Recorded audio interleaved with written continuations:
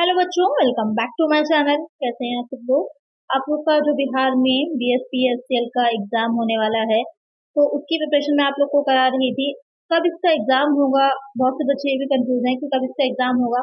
इससे पहले का जो नोटिफिकेशन आया था उसकी एग्जाम डेट्स आ चुकी हैं। जून में ही उसका एग्जाम होने वाला है, तो ये मान के चलिए जून के लास्ट में या जून में ही आप लोगों जून के लास्ट तक या आगे जुलाई में आप लोग का एग्जाम होने की पूरी पूरी प्रोबेबिलिटी है। तो अच्छे से तैयारी में लग जाइए, ज़्यादा टाइम नहीं है आपके पास उसकी प्रिपरेशन के लिए। तो तैयारी तो मैं ऑलरेडी आप लोग को करा चुकी हूँ, काफ़ी टाइम से चल रही है। काफ़ी प्रैक्टिस सेट भी आप लोग के पहले भी अपलोड किए जा चुके हैं। अब आज की जो ये नई सीरीज आप लोग की चल रही है, जिसमें कि मोस्ट इंपॉर्टेंट क्वेश्चन ही मैं लेकर के आ रही हूँ आप लोगों के लिए। तो कुछ बच्चों का ये भी क्वेश्चन था कि मैम क्या ये एग्जाम के लिए हेल्पफुल है। बिल्कुल हेल्पफुल है। इससे पहले अब मैं आप लोगों के लिए जो EMRS का अकाउंटेंट था उसका बैच मैंने आप लोगों को प्रोवाइड कराया था। जो भी बच्चे इसमें रहे होंगे, उसमें से बहुत से बच्चों का सिलेक्शन भी हुआ था। UPSSC के 2 बैचेस मैंने ऑलरेडी यहाँ पर कराए हुए हैं, तो यहाँ पर थोड़ा अच्छे से आइडिया है मुझे कि किस तरह के क्वेश्चन एग्जाम में आप लोग के बार बार पूछे जा रहे हैं, क्या क्या पॉइंट्स इंपॉर्टेंट है। तो बस आप लोग लगे रहिए। फ्री बैच है, कोई भी आपको पेमेंट नहीं करनी है, क्योंकि आप लोग खुद ही पढ़ रहे हैं। तो पेमेंट करना आप लोग के लिए भी थोड़ा सा मुश्किल होता है, क्योंकि बच्चों आप लोग के पास कोई ऑलरेडी इनकम का सोर्स तो है नहीं। कुछ लोग लगे होंगे प्राइवेट जॉब्स में कहीं ना कहीं, लेकिन बहुत से ऐसे बच्चे हैं जो कि डिपेंडेंट होते हैं अपने मम्मी पापा पर। तो वहाँ पर आप लोग के लिए फ्री ही मैं प्रोवाइड करा रही हूँ, किसी तरह की कोई भी फीस नहीं है। ना ही क्लासेस की वीडियोस की आप लोग के लिए मैंने कोई फीस रखी थी, और ना ही ये जो प्रैक्टिस सेट्स हैं इनकी फीस आ रही है। बस आपको मेहनत करना है, अच्छे से लगे रहना है। यूथ का भी प्रैक्टिस सेट मैंने इसीलिए आप लोग का पूरा सॉल्व करा दिया था कि अगर कोई बच्चे परचेज नहीं कर पा रहे हैं तो इसलिए वहाँ पर उनको सारे क्वेश्चंस मिल जाएंगे, क्योंकि अलग अलग एग्जाम्स में आए हुए हैं। तो काफी अच्छी बुक रहती है इसकी। अगर आप इसको सॉल्व कर लीजिए एक बार पूरा, तो आपकी तैयारी अच्छी हो जाती है, रिवीजन अच्छा हो जाता है और काफी क्वेश्चंस देखने को मिलते हैं। हाँ, बस थोड़ा सा इसको आपको रीचेक करना पड़ता है, कहीं के तो क्वेश्चन एक आधा गलत देखे हैं मैंने, थोड़ा सा इसको रीचेक करना पड़ता है। तो उसके लिए आप वीडियोस देख सकते हैं, पूरी अवेलेबल है चैनल पर मेरे। तो सारी क्वेरीज आप लोग की सॉल्व हो गई होंगी, जो भी आप लोगों ने कमेंट में पूछी थी, जो भी बच्चों ने कमेंट किया था, जो भी क्वेश्चन थे आप लोगों के, वो सारे यहाँ पर सॉल्व हो गए होंगे।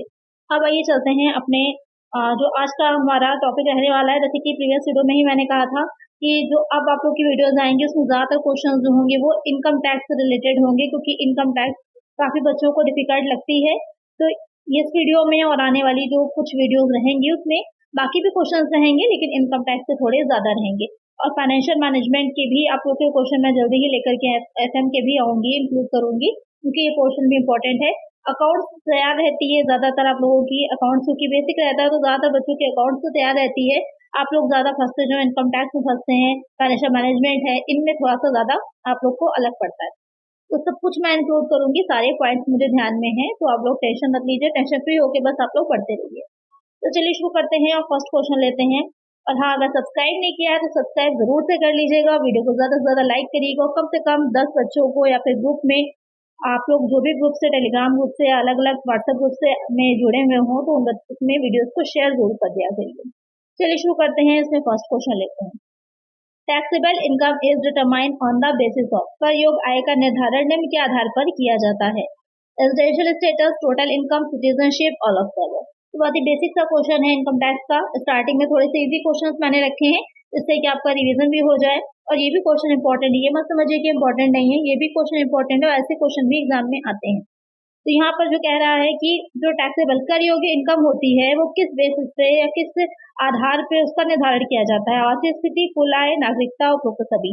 जैसे हम सभी लोग हैं इंडिया में सिटीजन हैं, हम सबकी सिटीजनशिप जो है वो इंडियन है, लेकिन यहाँ पर जरूरी नहीं है कि उस ईयर के लिए हमारा रेजिडेंशियल स्टेटस भी हो, इंडियन में हो, या फिर हम उस रेंज में आ रहे हो कि हमको टैक्स देना ही है। तो जो टैक्स निकाला जाता है, टैक्सेबल इनकम होती है, वो रेजिडेंशियल स्टेटस के बेस पर निकलती है, ना कि सिटीजनशिप के बेसिस पर। तो यहाँ पर करेक्ट आंसर क्या हो जाएगा आपका? ऑप्शन ए हो जाएगा कि जो निवासी स्थिति होती है, आवासीय स्थिति होती है, उसके बेसिस पर टैक्स लगाया जाता है, ना कि सिटीजनशिप के। अगर कोई इंडिया का नहीं भी है, कहीं बाहर से आया हुआ है, लेकिन उसमें जो शर्तें हैं, बेसिक कंडीशन है और जो एडिशनल कंडीशन है, उसमें कुछ नियम रहते हैं। आगे जो क्वेश्चन हैं वहाँ पर मैंने शामिल किए हैं वो सारी चीजें। तो अगर उनको फुलफिल कर रहा है तो उसके बेसिस पर वो टैक्स इंडिया में देगा, भले ही वो इंडिया का सिटीजन नहीं है। तो यहाँ पर एक आंसर है ऑप्शन है। चलिए नेक्स्ट क्वेश्चन पे चलते हैं। नेक्स्ट क्वेश्चन है residential status is to be determined for. आवासीय स्थिति का निर्धारण निम्न में से किसके लिए किया जाना चाहिए? पिछला वर्ष, इसको गत वर्ष कहते हैं, मेनली जो आपका लिखा रहेगा गत वर्ष लिखा रहेगा, लेकिन हो सकता है पिछला वर्ष भी लिख कर आ जाए, तो दोनों को ही ध्यान में रखिएगा। असेसमेंट ईयर, मूल्यांकन वर्ष, इसको कर निर्धारण वर्ष भी लिखा रह सकता है, तो इसको भी ध्यान में रखिएगा। इंग्लिश और हिंदी में यही प्रॉब्लम हो जाती है। अगर आप इंग्लिश में ध्यान में रखेंगे तो इजी रहता है, वहाँ पर एक एक पॉइंट जो रहेगा वही रहेगा, उसमें चेंजेस नहीं होते, लेकिन हिंदी में उसके कई मीनिंग निकाल दिए जाते हैं। अकाउंटिंग ईयर, लेखा वर्ष है, कैलेंडर ईयर है, तो यहाँ पर जो कह रहा है कि रेजिडेंशियल स्टेटस जो होता है, निवासी स्थिति होती है, वो किस बेसिस पर निर्धारित होती है? तो असेसमेंट ईयर जिस ईयर कर लगाया जा रहा है उससे मतलब नहीं होता, जो प्रीवियस ईयर होता है जिसमें इनकम जो होती है अर्न की जाती है, इनकम कमाई जाती है, वो उस वर्ष में देखा जाता है कि आपकी निवासी स्थिति क्या है, उसी के बेसिस पे आपको टैक्स देना होता है। तो यहाँ पर प्रीवियस ईयर के बेसिस पर डिसाइड किया जाता है। तो एक आंसर क्या हो जाएगा? Option A. और प्रीवियस ईयर होता क्या है? जैसे कि अभी की अगर हम बात करें कि अभी आपका जो कर निर्धारण वर्ष है या फिर टैक्स का पीरियड है रहेगा, असेसमेंट ईयर रहेगा, वो कौन सा रहेगा? तो ये आपका 1 अप्रैल से स्टार्ट हो रहा है। इस तरह का क्वेश्चन भी बन सकता है, कोई ईयर दे देगा, कहेगा इसका कर निर्धारण वर्ष असेसमेंट ईयर कौन सा है, तो 1 अप्रैल से अभी जो हमारा है 2025 से क्या हो जाएगा आपका 31 मार्च तक चलेगा। ये आगे का होता है एक साल, उसके बाद वाला साल कौन सा हो जाएगा? 2026। ये हो जाएगा हमारा असेसमेंट ईयर करेंट का। और अगर प्रीवियस ईयर की बात करें कि कौन सा इसका प्रीवियस ईयर कौन सा हो जाएगा, तो इसका प्रीवियस ईयर हो जाएगा जो इससे पिछला वर्ष हो जाएगा, यानी कि 1 अप्रैल 2024 से 31 मार्च 2025 तक। तो उस ईयर में जो इनकम कैलकुलेट करी गई है, अर्न करी गई है, उसको कैलकुलेट किया जाएगा और उस पर इस असेसमेंट ईयर में हमें टैक्स पे करना होगा। तो आपको क्लियर हो गया होगा कि क्या असेसमेंट ईयर है, और अगर इसका न्यूमेरिकल की तरह बनकर के क्वेश्चन आता है तो आप उसका आंसर आसानी से निकाल लेंगे। चलिए नेक्स्ट क्वेश्चन लेते हैं।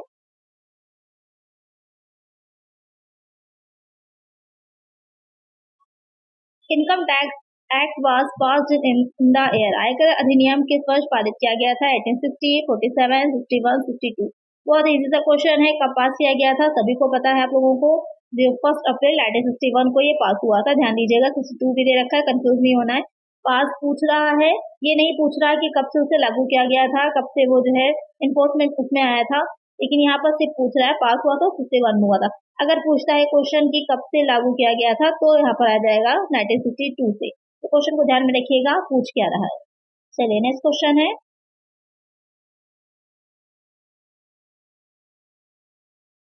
Income tax is treated as, आयकर को निम्न के रूप में माना जाता है, direct expense, indirect, business expense, personal expense. तो यहाँ पर जो इनकम टैक्स इसको आप ट्रीट कैसे करते हैं? बहुत ही अच्छा क्वेश्चन है, थोड़ा सा अलग क्वेश्चन है, बहुत ही सिंपल सा और इजी सा क्वेश्चन है। जल्दी से इसका आंसर आप लोग मुझे कमेंट करिए कि इसमें जो इनकम टैक्स होता है उसको किस तरह ट्रीट करते हैं। नेक्स्ट क्वेश्चन है, finance bill becomes the finance act when it passed by. वित्त विधेयक वित्त अधिनियम बन जाता है जब इसे पारित किया जाता है। Lok Sabha, Rajya Sabha, both by Lok Sabha and Rajya Sabha and given the assent of the president. तो यहाँ पर जो फाइनेंस बिल होता है, जो वित्त विधेयक होता है, वो दोनों ही सदनों के सामने रखा जाता है। मेनली जो होता है यहाँ पर जो ज्यादा जिसका ये कहें कि जिसका राइट्स होते हैं, अधिकार होता है, तो वहाँ पर वो कौन सी हो जाती है? वो आपकी लोकसभा हो जाती है। राज्यसभा सिर्फ उसे 14 डेज के लिए रोक के रख सकती है, बाद में उस पर उसको ज्यादा राइट नहीं होता, तो अपना वो देना ही पड़ जाता है। उसके बाद उसको प्रेसिडेंट साइन की सिग्नेचर करती है अपनी, और हमारा जो अभी क्योंकि हमारी जो प्रेसिडेंट है वो एक लेडीज है, इसलिए जो वो सिग्नेचर करेंगी, उसके बाद क्या होगा, हमारा जो वित्त विधेयक है वो वित्त अधिनियम बन जाएगा, फाइनेंस एक्ट बन जाएगा। तो यहाँ पर करेक्ट आंसर क्या हो जाएगा? ऑप्शन डी हो जाएगा।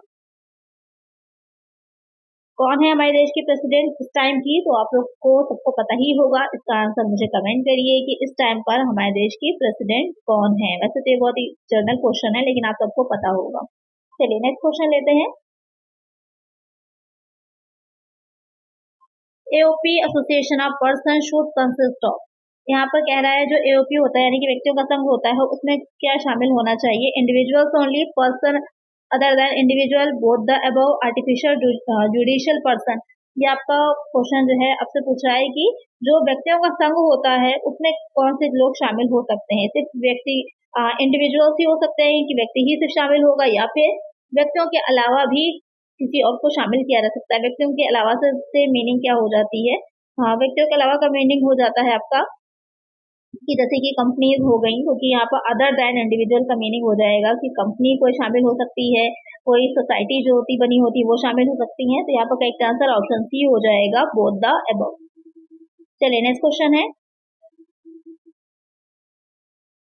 नेक्स्ट क्वेश्चन है, surcharge of 10% is payable by an individual where the total income exceeds. किसी व्यक्ति द्वारा 10% का अधिभार देय है जहां कुल आय अधिक होती है। ये क्वेश्चन बहुत पूछा जाता है सरचार्ज से रिलेटेड। यहाँ पर क्या कह रहा है कि 10% का जो होगा सरचार्ज देना पड़ता है, यानी कि जो टैक्स हो जाता है। हमने पहले तो हमने 5 हेड्स होते हैं, 5 हेड से इनकम को कैलकुलेट किया तो हमारी क्या निकल के आ जाती है, ग्रॉस टोटल इनकम निकल करके जीटीआई जिसे कहा जाता है वो आ जाती है। अब उसमें से हम एटीसी की से यू तक की डिडक्शन को देते हैं, तो डिडक्शन देने के बाद जो हमारी निकल के आती है टोटल इनकम आ जाती है। जो टोटल इनकम होती है यहाँ पर हम क्या करते हैं, इसके बाद इस पर हम टैक्स लगाते हैं। जो भी टैक्स रेट्स होंगे उसके अकॉर्डिंग यहाँ पर हम टैक्स लगाते हैं अपना, और यहीं पर जब हमारा इनकम एक लिमिट से ज्यादा होती है तो वहां पर हमको सरचार्ज भी उसके ऊपर देना पड़ता है। सरचार्ज लगेगा, उसके बाद सरचार्ज के बाद जो लगता है वो क्या लगेगा, उसके ऊपर एजुकेशनल सेस लगाया जाता है 4% का। उसके बाद निकल करके हमारी टैक्स लायबिलिटी आ जाती है, और जो टैक्स लायबिलिटी निकल करके आती है हमारी, जिसका ध्यान में रखिएगा, ये ग्रॉस टैक्स लायबिलिटी निकल करके आती है। इन सबको ऐड करके ग्रॉस टैक्स लायबिलिटी निकल के आती है। इसमें से जब हम लेस कर देते हैं, क्या लेस करते हैं, जो हमारा टीडीएस होता है उसको हम घटा देते हैं। यहाँ पर लिख देते हैं, जो हमारा टीडीएस होता है जब हम उसको लेस करते हैं टीडीएस को, तो हमारी क्या निकल के आती है, नेट टैक्स लायबिलिटी निकल करके आती है। तो ध्यान में रखिएगा, ये भी क्वेश्चन आपसे पूछ सकता है कि ग्रॉस टैक्स लायबिलिटी में से क्या लेस करेंगे। जो कहा जाता है जो हमारी नेट टैक्स लायबिलिटी आती है तो टीडीएस लेस किया जाता है, उसके बाद हमारी नेट टैक्स लायबिलिटी निकल करके आ जाती है। तो ये हो जाता है पूरा प्रोसीजर जो टैक्स होता है उसको लगाने का।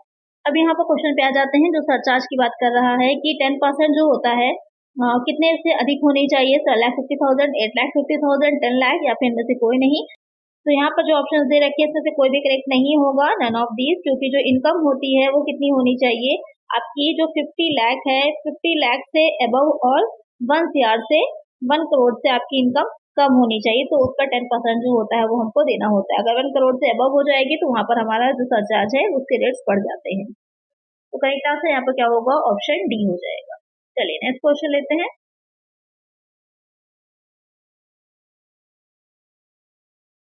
Additional surcharge educational cess of 4% is payable on.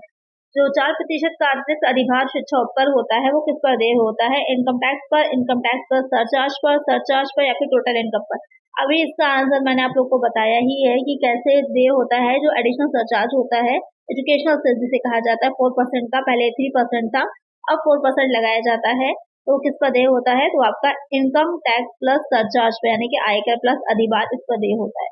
तो एजुकेशनल सेस आप में बी वाला पॉइंट होगा करेक्ट होगा, यानी कि मतलब क्या है कि अगर आप टैक्स पे कर रहे हैं तो बच्चों की शिक्षा के लिए, आप एजुकेशन के लिए उनकी भी 4% का अलग से पे कर रहे हैं, जिससे कि सभी बच्चे पढ़ सकें और आगे बढ़ सकें। यानी कि इनडायरेक्टली आप उन लोगों की जो भी स्कूल चल रहे हैं गवर्नमेंट या सेक्टर में अलग अलग उसमें, तो वहां पर आप हेल्प कर रहे हैं इनडायरेक्टली उन बच्चों के एजुकेशन के लिए। A citizen of India who goes abroad for the purpose of employment, he must stay in India to become resident at least। Bharat का नागरिक जो रोजगार के उद्देश्य से विदेश जाता है उसे निवासी बनने के लिए कम से कम भारत में रहना चाहिए। 182 डेज, 90 डेज, 60 डेज, 180 डेज। तो यहाँ पर क्वेश्चन क्या कह रहा है कि भारत का नागरिक है, इंडियन सिटीजन है, जो किस पर्पज से, एम्प्लॉयमेंट के पर्पज से इंडिया के बाहर अब्रॉड जा रहा है, उसे इंडिया में निवासी होने के लिए, क्योंकि मैंने बताया था कि सिटीजन होना इनफ नहीं होता, उसको रेजिडेंट, उसका रेजिडेंशियल स्टेटस भी होना चाहिए, रेजिडेंट होना चाहिए उस प्रीवियस ईयर में, तभी वो उस पर टैक्स देगा। तो होने के लिए उसे कम से कम इंडिया में कितने दिन रहना है, तो यहाँ पर उसे कम से कम 182 डेज रहना होता है, कम से कम 182 दिन प्रीवियस ईयर में वो रहा होगा, तभी वो इंडिया में रेजिडेंशियल ऑर्डिनरी रेजिडेंट माना जाएगा और टैक्स उस पर लगेगा। यहाँ पर कुछ बच्चे कंफ्यूज होंगे कि 60 डेज भी तो है, तो 60 डेज की जो शर्त है अकेली नहीं है, पहली शर्त हो जाती है 182 डेज रहना चाहिए प्रीवियस ईयर में, और जो इसकी सेकंड वाली ये बेसिक कंडीशंस हैं आपकी, ये बेसिक कंडीशंस हैं, और जो सेकंड इसकी कंडीशन है उसमें है कि जो 60 डेज है वो प्रीवियस ईयर में होना चाहिए, और इससे भी पहले के जो प्रीवियस ईयर हैं, जो उसमें बी पॉइंट आ जाता है, इससे भी पहले के जो 4 प्रीवियस ईयर हैं उसमें कम से कम वो 1 ईयर जो है वो इंडिया में रहा हो। तो ये दो एक में मिला करके पूरी आ रही हैं। तो जब ये दोनों पॉइंट दे रखे होंगे तब ये वाली कंडीशन आएगी, और ना ये वाली कंडीशन वो फुलफिल कर रहा है। तो करेक्ट आंसर क्या हो जाएगा? ऑप्शन ए हो जाएगा। चलिए नेक्स्ट क्वेश्चन।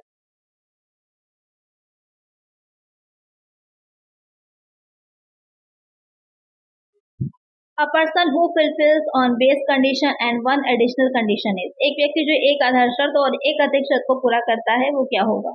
रेजिडेंट होगा, नॉन रेजिडेंट होगा, resident but not ordinary resident होगा, नन ऑफ दिस इनमें से कोई नहीं। ये इस तरह से रिलेटेड एक ना एक क्वेश्चन आपके एग्जाम में जरूर पूछा जाएगा। ये इसको मैंने अलग से आप लोग की जो क्लासेस की वीडियो थी वहां पर प्रोवाइड भी कराई थी, और सारी कंडीशंस को मैंने डिटेल में आप लोग को अच्छे से वहां पर समझाया हुआ है। तो इसका आंसर सभी बच्चे मुझे कमेंट करें, अगर आपने वीडियो देखी होगी तो इसका आंसर आपको पता होगा कि वो क्या कहलाएगा। अगर वो एक बेस कंडीशन को पूरा कर रहा है और एक एडिशनल कंडीशन को पूरा कर रहा है तो वो क्या कहलाएगा? इसका आंसर आप लोग मुझे कमेंट करिएगा। चलिए नेक्स्ट क्वेश्चन लेते हैं।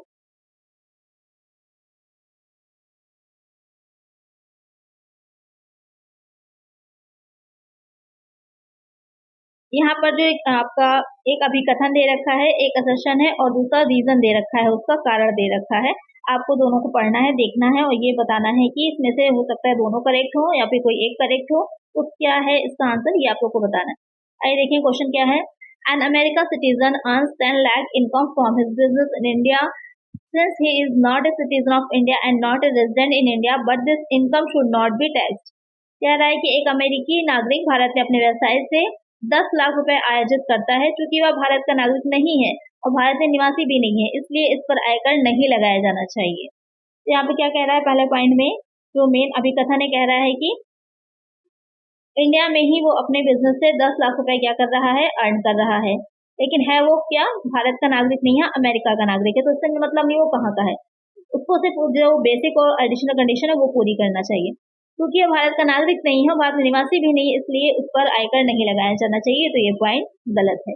ये पॉइंट एक गलत है, क्योंकि जो टैक्स लगता है वो सिटीजनशिप के बेसिस पे नहीं, रेजिडेंशियल स्टेटस के बेसिस पे लगता है। अब दूसरा वो क्या कह रहा है कि for taxing Indian income citizenship as residential status of an SSC is not necessary. भारतीय आय पर कर लगाने के लिए करदाता की नागरिकता और आवासीय स्थिति दोनों ही आवश्यक नहीं। तो यहाँ पे ये गलत हो जाएगा। नागरिकता होना आवश्यक नहीं है, लेकिन आवासीय स्थिति, निवासी स्थिति होना आवश्यक होता है। नागरिकता आवश्यक नहीं है, लेकिन रेजिडेंशियल स्टेटस इंपॉर्टेंट। ये दूसरा पॉइंट भी गलत है। तो क्या करेक्ट होगा यहाँ पर, both A and R incorrect, यानी कि जो वो कह रहे हैं असर्शन भी उनका गलत है और रीजन भी उनका गलत है, दोनों ही चीजें गलत है। चलिए नेक्स्ट क्वेश्चन है। इस तरह के क्वेश्चन भी बन सकते हैं, आप लोग को कारण और जो अभिकथन वाले होते हैं तो थोड़ा सा अच्छे से डिटेल में पढ़ना होगा। For the purpose of collection of tax income is classified into, यहाँ पर कह रहा है कर संग्रह के उद्देश्य से आय को कितने शीर्षकों में वर्गीकृत किया जाता है? 3 हेड्स में, 5 में, 4 में, 7 में। बहुत ही सिंपल क्वेश्चन है। 5 हेड्स होते हैं, 5 शीर्षक होते हैं इनकम के। कौन कौन से? इनकम फ्रॉम सैलरी हो जाता है, सैलरी से इनकम जो होती है वो आ जाएगी। सेकेंड हो जाता है आप लोगों का हाउस प्रॉपर्टी, HP शॉर्ट में लिख लेते हैं, हाउस प्रॉपर्टी से आ जाती है। तीसरी कौन सा हो जाता है, बिजनेस एंड प्रोफेशन से जो इनकम होती है, बिजनेस एंड प्रोफेशन वो हो जाएगी। फोर्थ पॉइंट में कौन सा आ जाएगा, जो कैपिटल गेन होती है, पूंजी लाभ, वो आ जाता है यहाँ पर। और फिफ्थ वाला पॉइंट क्या होगा, अदर सोर्सेज, यानी कि जो इन 4 हेड में नहीं आएगी वो अदर सोर्सेज में इनकम चली जाती है। तो ये हो जाते हैं इनकम के 5 हेड। चलिए नेक्स्ट क्वेश्चन है।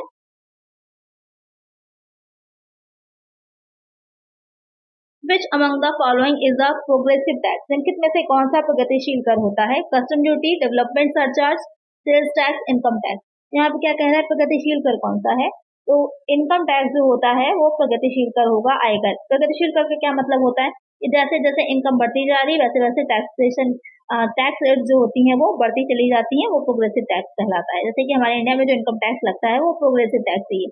यहाँ पर मैं सपोज कर लीजिए कि जैसे आपकी 3 लाख इनकम है, यहाँ पर एग्जैक्टली मैं नहीं बता रही हूँ, जो भी चल रही है सिर्फ आपको सपोज कर लीजिए 3 लाख की सपोज कर लीजिए इनकम है, तो वहाँ पर आपको 0% देना पड़ रहा है, कोई टैक्स नहीं पड़ रहा है, टैक्स फ्री इनकम हो गई। लेकिन 3 लाख से 5 लाख के बीच में अगर 3 लाख टू 5 लाख के बीच में आ रही है तो आपको कितना देना है, 10% का देना है। 5 लाख से इसके अबव जा रही है तो आपको 20% का देना है, और उसके बाद 10 लाख के अबव जा रही है तो आपको 30% का देना है। तो ये हो जाता है प्रोग्रेसिव टैक्स। यही हमारे इंडिया में चल भी रहा है। इसमें ये होता है कि जो जितनी ज्यादा इनकम अर्न कर रहा है वो उतना ज्यादा टैक्स पे कर रहा है, यानी कि कर भार सब पर एक जैसा अगर 30% लगा दिया जाएगा तो 3 लाख वाला भी 30% देगा, 10 लाख वाला भी 30% देगा। फिर 3 लाख वाले के साथ एक तरह से इनजस्टिस हो जाएगा, जस्टिस नहीं होगा क्योंकि उसकी इनकम कम है, इसलिए इस तरह का टैक्स रेट लगाया जाता है। करेक्ट आंसर है ऑप्शन बी। चलिए नेक्स्ट क्वेश्चन,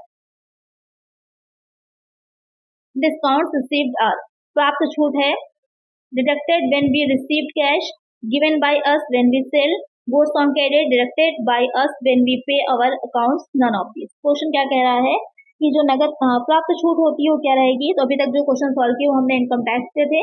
अब इसके आगे अकाउंट क्रेडिट कुछ क्वेश्चन को सॉल्व कर लेते हैं।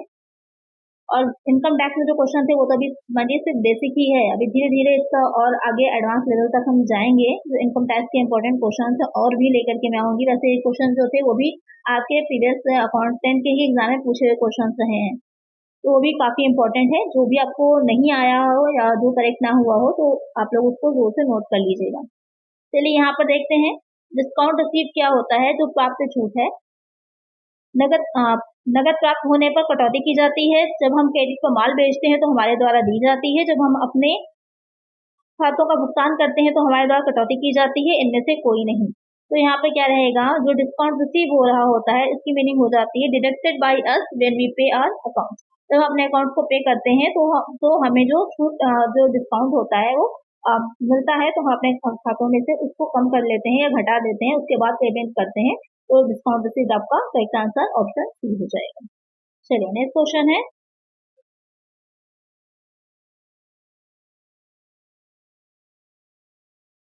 which of the following would be considered as use of fund? निम्नलिखित में से किसे धन का उपयोग माना जाता है। यहाँ पे क्या कह रहा है कि यूज ऑफ फंड कौन सा रहेगा। A decrease in account receivable, decrease in cash, and increase in account payable and increase in cash. तो यहाँ पर यूज ऑफ फंड क्या है, किसे कंसिडर करेंगे। यूज ऑफ फंड का मतलब क्या है कि आपने कुछ किसी को या तो पेमेंट किया है या तो कुछ परचेज किया है, तभी आपने फंड का यूज किया होगा। तो यहाँ पर देख लेते हैं, अकाउंट रिसीवेबल्स डिक्रीज हो गए हैं यानी कि कम हो गए हैं। तो यहाँ पर तो आपके अकाउंट रिसीवेबल्स कम होने का मीन्स है कि आपके पास कैश आया होगा। डिक्रीज इन कैश, कैश में कमी होना।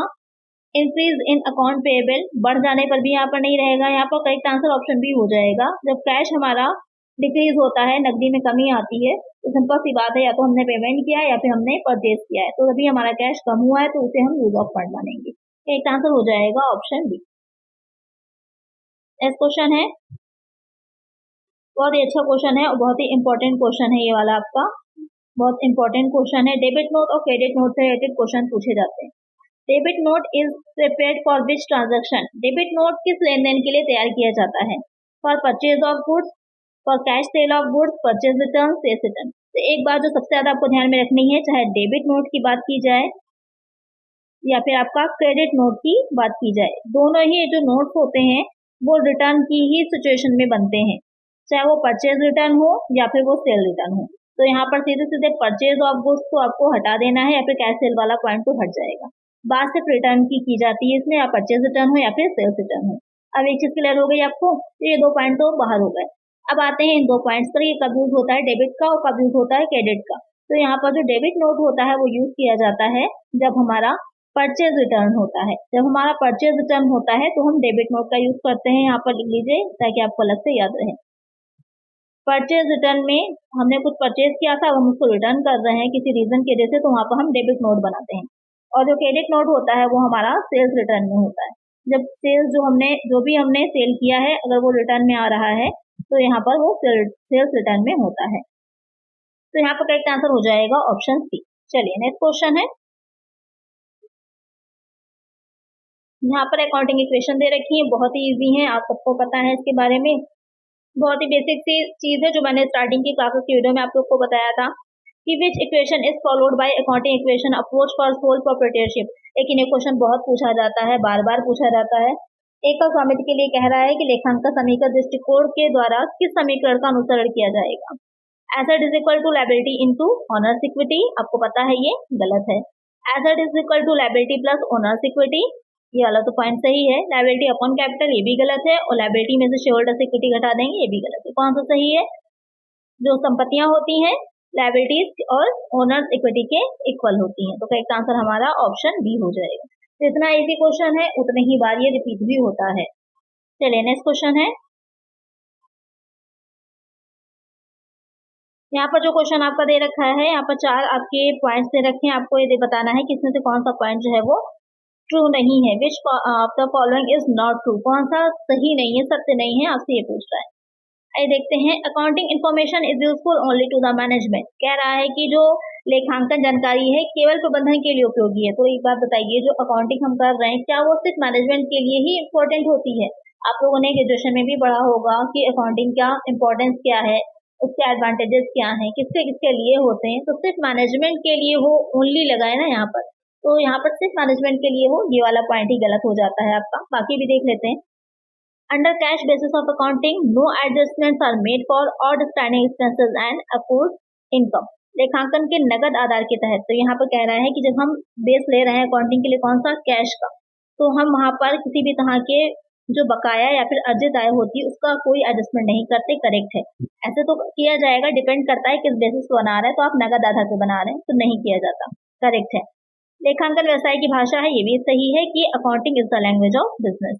फिर नेक्स्ट है कि सीधी रेखा पद्धति का पालन करते हुए कुछ वर्षों में संचित मूल्य हिरासमान शेष पद्धति के तहत गणना की गई राशि से अधिक होगा। Depreciation accumulated over few years following straight line method is more than that calculated under diminishing balance method। सही है।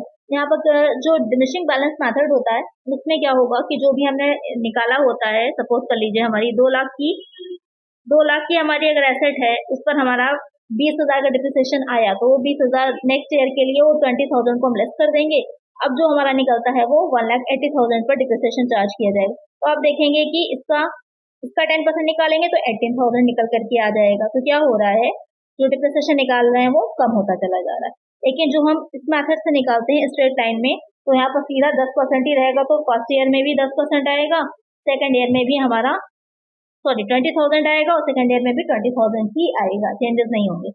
ये पॉइंट भी आपका करेक्ट है। तो यहाँ पर यही वाला फर्स्ट पॉइंट ए नंबर जो है वो गलत हो जाता है कि सिर्फ मैनेजमेंट के लिए ही उपयोगी है, ये गलत है। ओनली लगा है इसलिए ये वाला पॉइंट आपका गलत हो जाएगा। करेक्ट आंसर है ऑप्शन ए। चलिए नेक्स्ट क्वेश्चन है।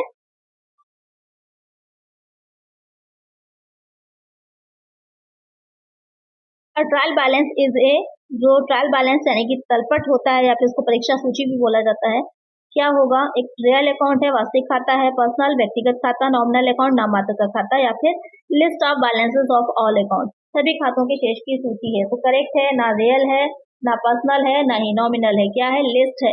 जो लेजर हम बनाते हैं, लेजर में जो अकाउंट्स हमारे होते हैं उसमें जो बैलेंस निकल करके आता है उन्हीं से ही हम ट्रायल बैलेंस को तैयार करते हैं। एक आंसर होगा हमारा option D. Next question. Fixed asset purchase on credit are shown in, credit पे खरीदी गई यानी कि उधार पे खरीदी गई अचल संपत्तियों को दिखाया जाता है। तो जो प्रीवियस वीडियो मैंने अपलोड करी थी वहां पर आपको बताया था किसी भी तरह की जो क्रेडिट में हम परचेज कर रहे हैं या फिर कुछ भी सेल कर रहे हैं तो उसे हम किसमें दिखाते हैं, उसे जो जर्नल प्रॉपर होता है उसमें दिखाया जाता है। इसका आंसर क्या हो जाएगा? Option C. तो आज की वीडियो के बहुत ही इंपॉर्टेंट 20 क्वेश्चन थे। आप लोग मुझे कमेंट सेक्शन में बताइए कि इसमें से कितने क्वेश्चन आप लोग के 100% करेक्ट हुए हैं या कितने क्वेश्चन आप लोग के सॉल्व हुए हैं। आंसर आप जो क्वेश्चन मैंने किया उसका आंसर भी कमेंट करिएगा और साथ साथ ये वाला पॉइंट भी मुझे क्लियर करिएगा। चलिए आज की वीडियो में इतना ही। आई होप आपको वीडियो अच्छी लगी होगी, क्वेश्चन हेल्पफुल रहे होंगे। अगर वीडियो अच्छी लगी है तो लाइक जरूर से कर लीजिएगा। इसी तरह की वीडियोस के लिए अगर अभी तक चैनल को सब्सक्राइब नहीं किया है तो जरूर से उस चैनल को सब्सक्राइब कर लीजिएगा। चलिए मिलते हैं नेक्स्ट वीडियो में। Thank you.